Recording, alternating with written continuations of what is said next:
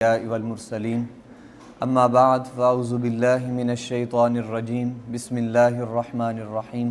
میرے واجب الاحترام سامعین کرام، السلام علیکم ورحمۃ اللہ وبرکاتہ۔ دیکھیں قرآن کو تو قرآن خود ہی کہتا ہے انا انزلناہ فی لیلۃ القدر۔ اللہ قرآن میں کہتا ہے کہ بے شک ہم نے قرآن کو لیلۃ القدر کی رات میں نازل فرمایا۔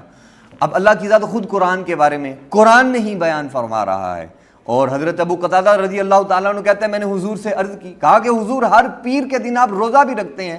حضور ہر پیر کے دن حضور آپ روزہ رکھنے کے ساتھ ساتھ دیگر لوازمات پورے کرتے ہیں، اس کی وجہ کیا ہے؟ حضور نے فرمایا، امام مسلم کہتے ہیں فیہ ولدت وفیہ انزل علیہ، حضور نے فرمایا رب کی ذات نے مجھے پیر کے دن نبی بنا کے مبعوث فرمایا دنیا میں، اور پھر رب ذوالجلال کی ذات نے پیر کی رات کو ہی مجھ پر قرآن نازل فرمایا۔ تو قرآن مجید فرقان حمید کی جو فضیلت ہے وہ سرکار دو عالم نور مجسم صلی اللہ علیہ وسلم نے آپ نے خود بیان فرمائی، اور حتیٰ کہ نبی علیہ الصلوۃ والسلام کو رب ذوالجلال کی ذات نے سراپائی معجزہ بنا کر بھیجا۔ کبھی حضور علیہ الصلوۃ والسلام کا لعاب دہن اگر کنویں میں پڑ جاتا ہے کروا لیکن میٹھا ہو جاتا ہے، اور کبھی ایسا ہوتا ہے کہ کوئی صحابی حضور کی بارگاہ میں آتا ہے، آ کر عرض کرتا ہے، کہتا کہ حضور میری آنکھ نکل گئی ہے، حضور دست شفقت فرمائیے۔ حضور لعاب دہن لگاتے ہیں، اللہ کی ذات اس آنکھ کو صحیح سلامت فرما دیتا ہے۔ اور یہ حضور علیہ الصلوۃ والسلام کی ذات اطہر ہے کہ حضور علیہ الصلوۃ والسلام کو رب ذوالجلال کی ذات نے سراپائی معجزہ بنا کر بھیجا۔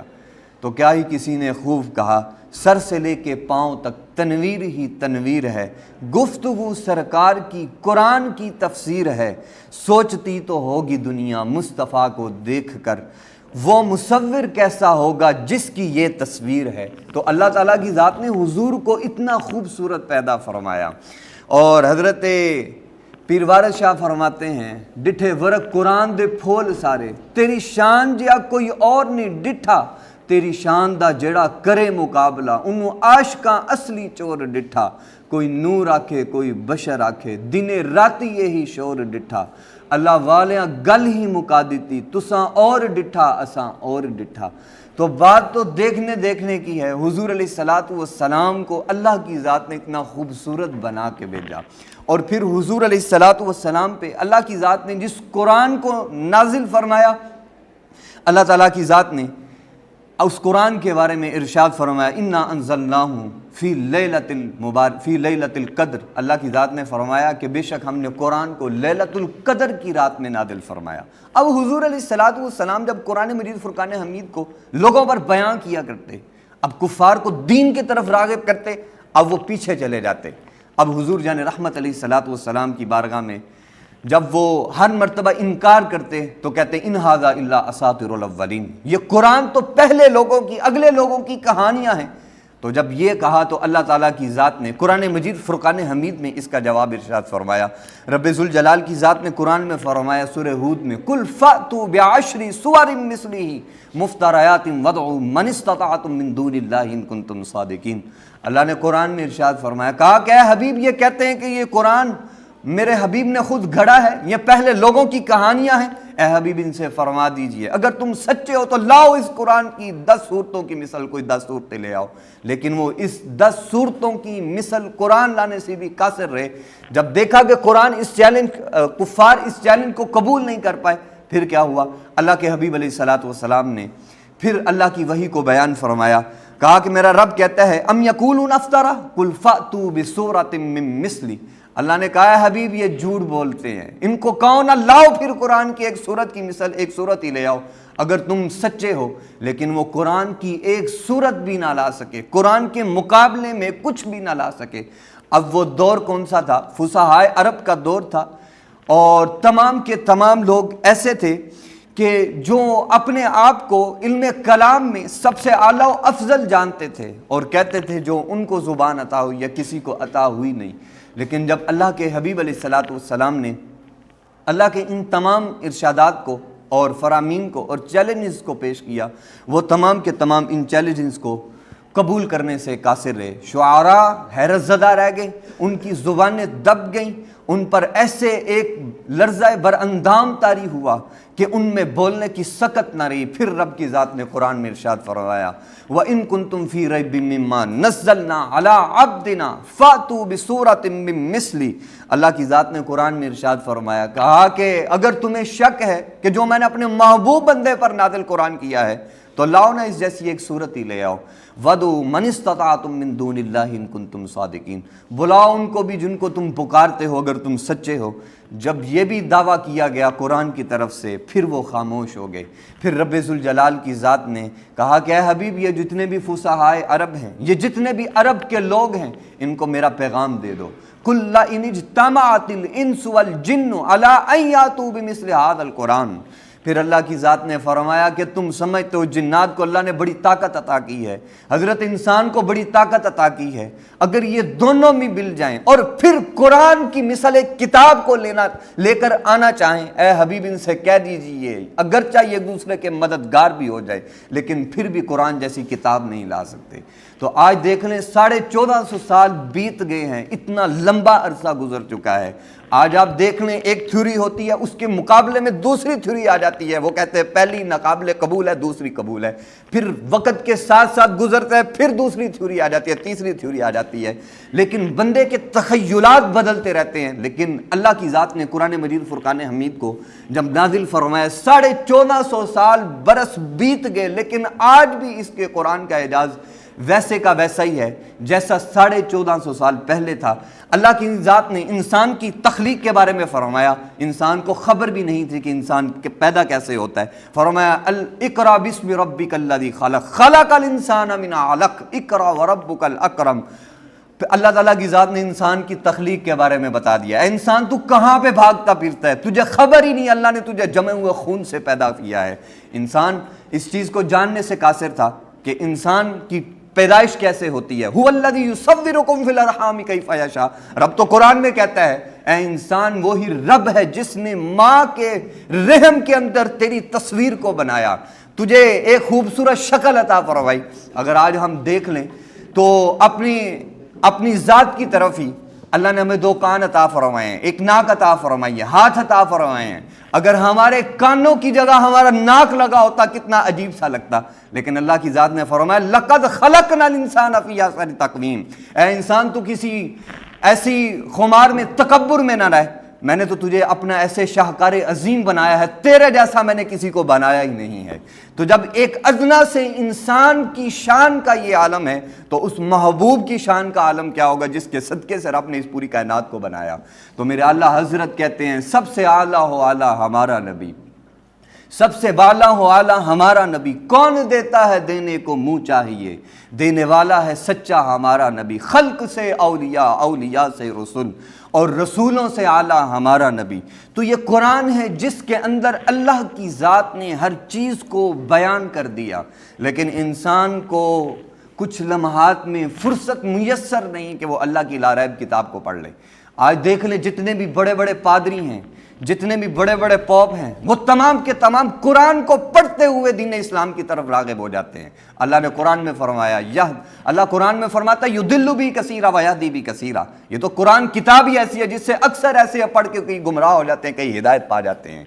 تو صاحبوں ہمیں یہ چاہیے، میرے عزیز طلبہ آپ کو یہ چاہیے قرآن پڑھیں، اللہ کی طرف اپنی رسی کو مضبوطی سے پکڑیں۔ وَاعْتَصِمُوا بِحَبْلِ اللَّهِ جَمِيعًا وَلَا تَفَرَّقُوا، میرا رب کہتا ہے کہ تم اللہ کی رسی کو مضبوطی سے تھام لو اور آپس میں تفرقہ بازی مت کرو، لیکن انسان ہے اسے کیلو کال سے فرصت ہی نہیں ہے اور اسے اعتراضات سے فرصت نہیں ہے، وہ اللہ کی عبادات میں بھی اعتراضات کرتا ہے، اللہ کی ذات کے بارے میں بھی اعتراضات کرتا ہے۔ میرا رب تو کہتا ہے بندے تم میری ذات میں اعتراضات کرتا ہے، اللہ فرماتا ہے وَإِلَٰهُكُمْ إِلَٰهٌ وَاحِدٌ، تیرا رب تو ایک ہے، وَلَوْ كَانَ مِنْ عِندِ غَيْرِ اللَّهِ لَوَجَدُوا فِيهِ اخْتِلَافًا كَثِيرًا، اللہ کہتا ہے اگر یہی قرآن اگر غیر کی طرف سے ہوتا تو اس میں اختلاف کثیر ہوتا۔ آپ دیکھ لیں چھوٹی سی بات ہے، اگر ایک بندہ کتاب کا مصنف ہوتا ہے، لکھ لیتا ہے، 100 بندے کو اس کتاب پہ اعتراض ہوتا ہے، لیکن قربان جائیں اس ذات پر جس نے اتنے 100 سال پہلے کتاب کو اپنے حبیب پر نازل کر دیا، لیکن کسی ایک بندے کو بھی کسی ایک آیت پر کسی ایک لفظ پر بھی اعتراض نہیں ہے۔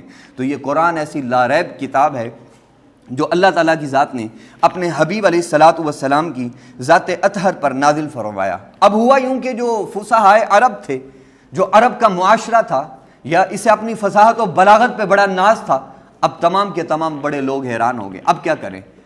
اب تو قرآن کا ہم توڑ نہیں نکال سکتے۔ اب تمام کے تمام لوگ لبید بن ربیعہ کے پاس حاضر ہوئے۔ یہ ملک الشعراء تھا، بہت بڑا شاعر تھا، عرب میں اس کی توتی بولی جاتی تھی، تمام اسے اپنا امام مانتے تھے، اور ان 7 شعراء میں اس کا شمار ہوتا تھا جس کے قصیدوں کو لکھ کر بیت اللہ شریف کے غلاف کے ساتھ لٹکایا جاتا تھا، اور اس بات کی دلیل ہوتی تھی کہ اس سے بڑا کوئی شاعر ہے ہی نہیں۔ اور پھر سونے کے پانی کے ساتھ ان تمام حروف کو مزین کیا جاتا، یہ ان لوگوں کا معمول تھا۔ اب ہوا کیا، لبید بن ربیعہ کو جب اللہ کا قرآن سنایا گیا تو جب اس نے اللہ کا قرآن سنا تو کہا ما ھذا کلام البشر، کہا کہ یہ کسی بندے کا کلام ہی نہیں ہے۔ اگر یہ کسی بندے کا کلام ہوتا، مقابلہ کرتا، کچھ لکھتا اور اس کے بارے میں کچھ قوت گویائی کہتا، لیکن بات یہ ہے نہ یہ کسی بندے کا کلام ہے، نہ ہی یہ کسی مخلوق میں سے کسی بندے کا کلام ہے، یہ تو ایسا کلام ہے کہ میں بھی اس کا جواب دینے سے عاجز ہوں۔ تو لہذا اس نے جب حضور علیہ الصلاۃ والسلام کے اوپر نازل شدہ آیات بینات کو سنا تو اللہ نے فرمایا یہدی بہ کثیرا، جب اس نے قرآن پڑھا اللہ نے اسے ہدایت عطا فرما دی۔ تو ساری عمر پھر کبھی بھی اس نے ایسا نہ کیا کہ کبھی شعر کہا ہو، تو حضور علیہ الصلاۃ والسلام کے در اقدس پر حاضر ہو کر توبہ کی اور دائرہ اسلام میں داخل ہوا۔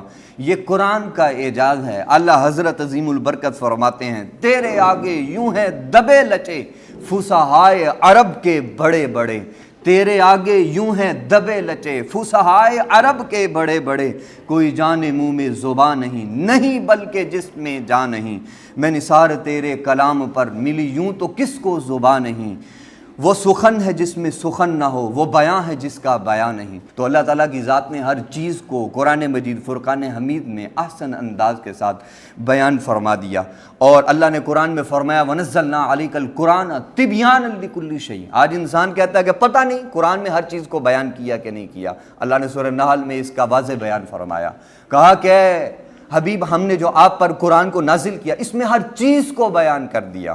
تو رب میرا خود اس چیز کو بیان کر رہا ہے، کیا انسان میں نے ہر چیز کو قرآن میں بیان کر دیا۔ تو یہ قرآن ایسی کتاب ہے جس پہ مسلمانوں کو ناز ہونا چاہیے۔ حضرت اقبال علیہ الرحمہ نے یہی فرمایا، وہ زمانے میں معزز تھے صاحب قرآن ہو کر، تم خوار ہوئے تارک قرآن ہو کر۔ آج ہماری دلیل، ہماری رسوائی کی ذمہ داری یہ نہیں کہ ہم ٹیکنالوجی میں پیچھے ہیں، بلکہ ہم پیچھے ہیں، ہم نے قرآن کا دامن چھوڑ دیا۔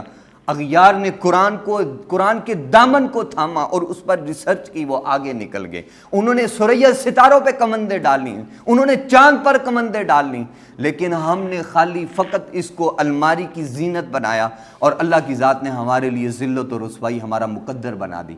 آج ہم نے کبھی ایسا نہیں سوچا کہ ماہ مقدس کے ایام میں ہی قرآن کو ترجمے کے ساتھ پڑھا جائے، اور قرآن کی تو چاشنی اتنی ہے کہ جب انسان کو پڑھتا ہے، جب انسان قرآن کی تلاوت کرتا ہے، انسان کے اندر نور سرایت کرتا جاتا ہے۔ اللہ قرآن میں فرماتا ہے وَإِذَا تُلِيَتْ عَلَيْهِمْ آيَاتُهُ زَادَتْهُمْ ایمانا، اللہ کہتا ہے جب میرے بندے قرآن کی آیات بینات کو پڑھتے ہیں، اللہ فرماتا ہے ان کے ایمان اور بھی بڑھ جاتا ہے۔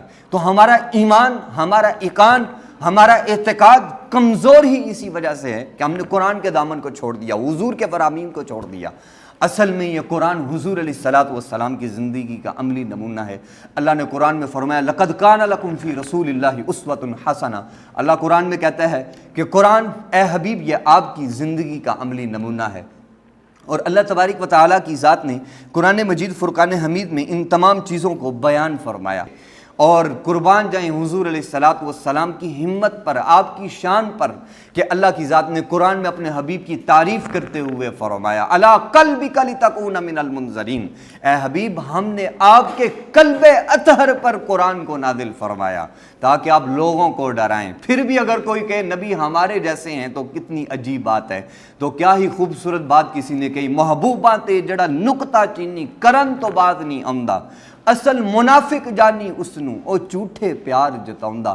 سانو دسیا عشق دے مفتی نے جڑا مڑ مڑ پیا فرماؤندا اعظم جتھے دل لگ جائے اتھے عیب نظر نہیں آندا. تو جب حضور کی ذات کے ساتھ محبت ہو جاتی ہے پھر پورے کا پورا قرآن ہی حضور علیہ الصلوۃ والسلام کی شان میں نظر آتا ہے. اب وہ روحانیت نہیں رہی. اگر بہنیں آج بھی، مائیں آج بھی قرآن کی تلاوت کریں تو رب ذوالجلال